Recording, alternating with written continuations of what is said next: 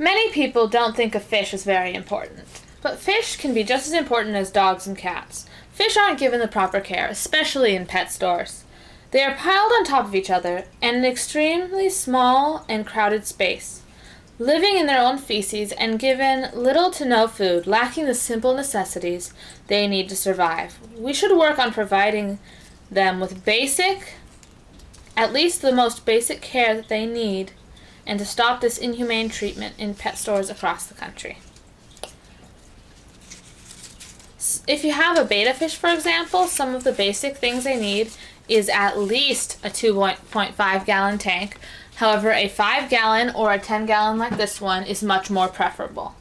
They also need natural day and night cycles. So when you go to bed, turn off their light. When you wake up, turn their light on. And never place two males in the same tank together because they will fight. However, it is possible to have several females as a sorority tank. Now the fish trade. Thousands of fish die in the fish trade every year. They're found just dead before they even get to market.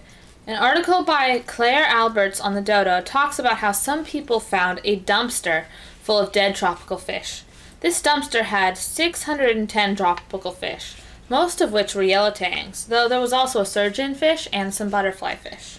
These fish died before they were even shipped out. An article by PETA exposes the real truth of how bettas are treated in pet stores, specifically Petco.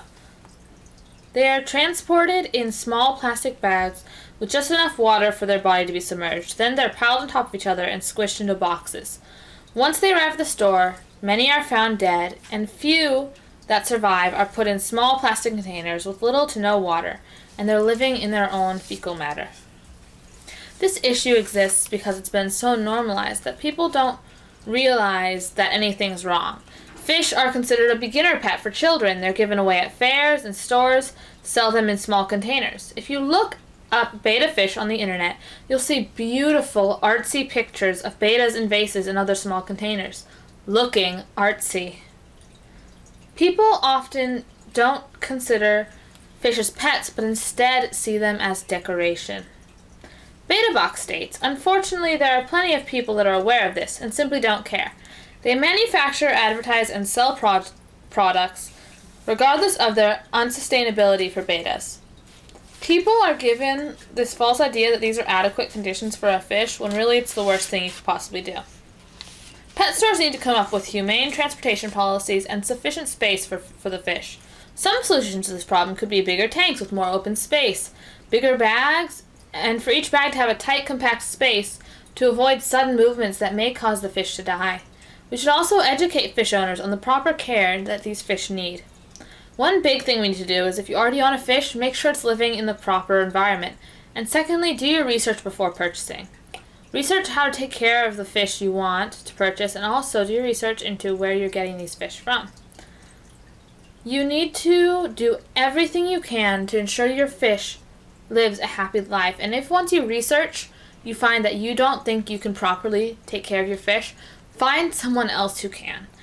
And under no circumstances should you ever dump your fish into the ocean or any other body of water. That is bad not only for the fish, but for the environment, as that's how invasive species are introduced. If you're planning on welcoming a fish into your home, please do your research so you can get whatever fish best fits your lifestyle.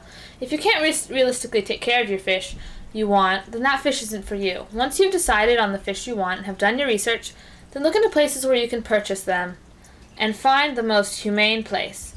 If people stop buying fish from places that don't take care of their fish properly, then they'll either stop selling them or get their act together and treat their fish how they would treat their mammals. If this issue isn't taken care of soon, things will be very bad for our aquatic friends. Things are already so bad for these animals. If people don't stop this, more and more fish are just going to die because of cruel corporations and people clueless on how to properly take care of them.